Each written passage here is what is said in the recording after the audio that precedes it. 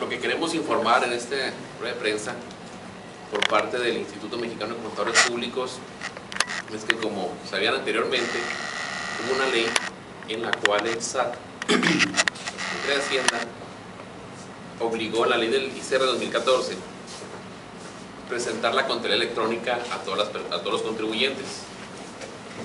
Después fueron haciendo cambios, fueron aplazándolos. Se debía presentar el año pasado, el 14, lo pasan a enero del 2015, después lo pasan a abril, 30 de abril de este año, ya con ciertos lineamientos nada más, ya no todos los contribuyentes, pero sí ciertas personas que tuvieran hasta 4 millones de ingresos. En ese ínter, con la ayuda del abogado Rubén Trejo, se presentaron amparos a partir de agosto del 2014, en el cual no estamos de acuerdo porque violaba las garantías de la Constitución. Eso pues un preámbulo de lo que se está viendo. Entonces, en la semana pasada nos enteramos de que un juez de la segunda sala del Distrito Federal declara anticonstitucional lo que es la contabilidad electrónica. Entonces, eso es una noticia muy favorable, en la cual nosotros fuimos los que estuvimos promoviendo esos amparos. El Colegio de Contadores de Ciudad Juárez fue el único de los 60 colegios del país en promover directamente los amparos en contra de esta norma, ya que atentaba a los intereses de los contribuyentes, a lo que era la privacidad, la confidencialidad de los datos, de las transacciones de las empresas. Y al principio muchos pensaban que no iba a prosperar este amparo. ¿Por qué? Porque este tiene un antecedente que en el 2008, en el 2009, en la ley del Vietu también hubo una inconformidad y en aquel tiempo se perdieron todos. Bueno, aquí es otro caso, es otra norma, es otra ley, es un caso diferente. Bueno, entonces lo que hicimos realmente es manifestarnos en contra de esa reforma. ¿Por qué? Porque se atentaba a los derechos y sobre todo era una carga administrativa que significaba para los empresarios una carga muy alta, ya que los honorarios lo que es la cuestión de gasto administrativo iba a ser muy alto. Si quieren la información de cómo se ha llevado este proceso, el licenciado Rubén Trejo con más detalle les puede explicar cómo ha sido el proceso de estos amparos.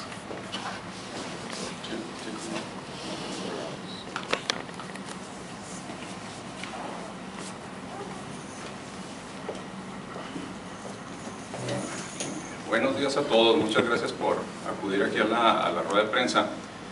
Primero que nada, de parte de un servidor y del despacho de abogados familiares, pues le estamos muy agradecidos con el colegio por haber abierto sus puertas a nosotros y a otros despachos que tuvimos la iniciativa de iniciar este amparo en contra de la llamada contabilidad electrónica.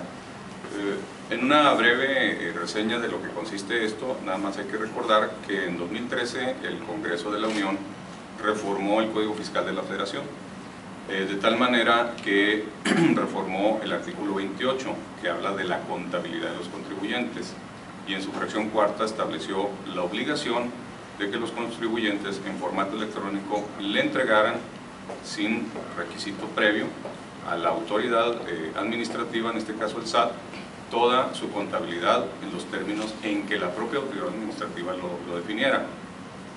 Entonces, obviamente que esta obligación o este marco normativo es violatorio de los derechos humanos y no necesariamente de cuestiones de carácter contributivo, como puede ser la equidad o la proporcionalidad contributiva, sino de derechos humanos fundamentales, como es el derecho a la seguridad jurídica y a la privacidad, que eso es más grave todavía.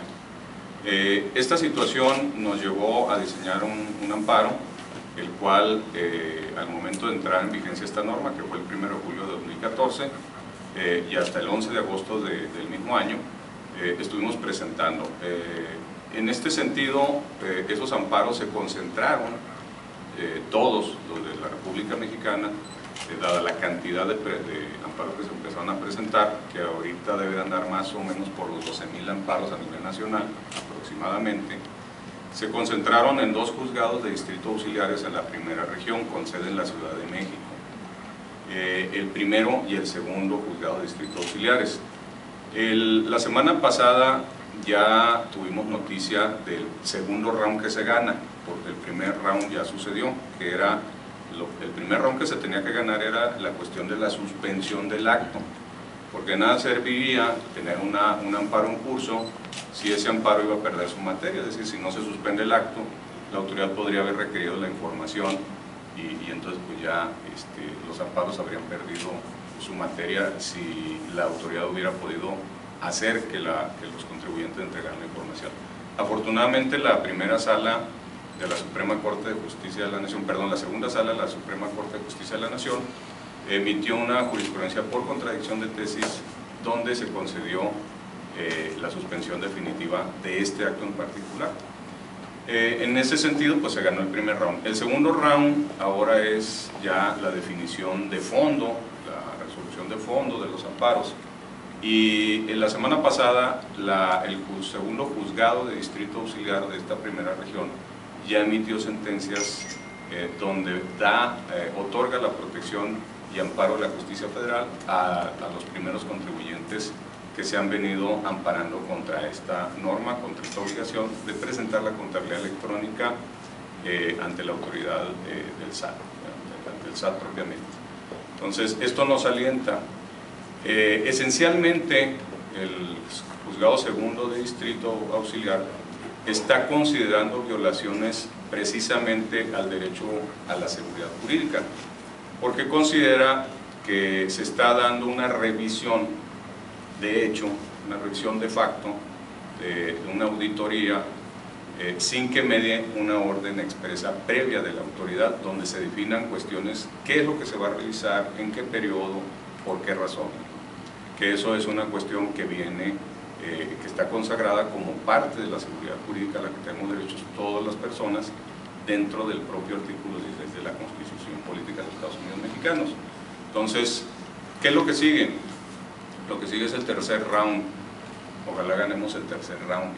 El tercer round quiere decir que probablemente la autoridad administrativa o el Congreso de la Unión propiamente, que es quien emitió el acto, vaya a recurrir ante un juzgado, ante un tribunal colegiado de distrito, las sentencias que ya están saliendo, que son protectoras de derechos humanos, del juzgado segundo de distrito.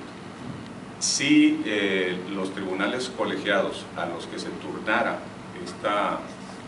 estos recursos de revisión de parte del Congreso de la Unión y de la autoridad administrativa se resuelven en el mismo sentido, entonces estaríamos nosotros ya ante una jurisprudencia.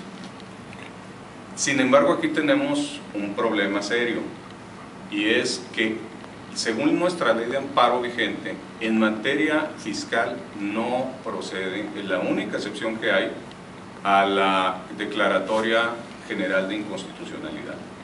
Esto quiere decir que en cualquier otra materia fuera la fiscal, si ya por jurisprudencia se declara la inconstitucionalidad de una norma jurídica, se emite esta declaratoria general de inconstitucionalidad de tal manera que el órgano emisor está obligado a rectificarla. Sin embargo, la excepción es la materia fiscal. ¿En qué se traduce esto en términos de derechos de las personas y de los contribuyentes específicamente?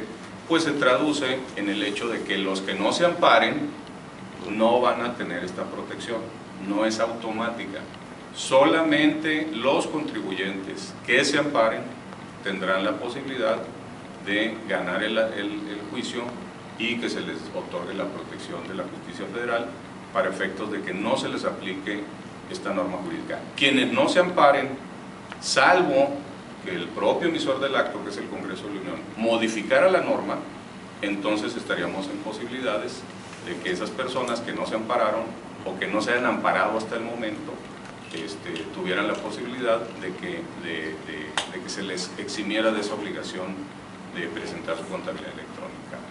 Entonces esa es la parte que también hay que declarar y hay que tener cuidado con ella, porque no es una declaratoria general de inconstitucionalidad.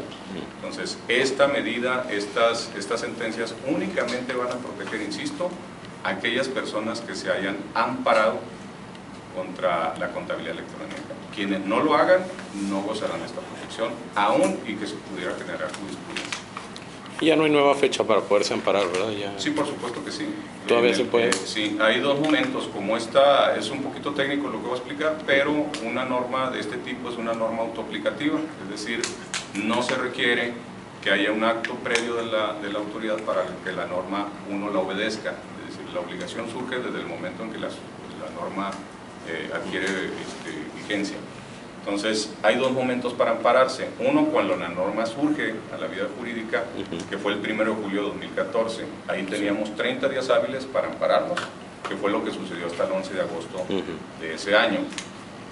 Y por otro lado, el segundo momento o segunda oportunidad para hacerlo es cuando se da el primer acto de aplicación. Este primer acto de aplicación puede ser voluntario o puede ser por parte de la autoridad. El voluntario quiere decir que las personas presentan una parte de su contabilidad electrónica de un solo mes. En ese momento ya hay un cumplimiento voluntario de esta norma, de esta obligación. A partir de ahí tienen 15 días hábiles para presentar su amparo y solicitar la suspensión.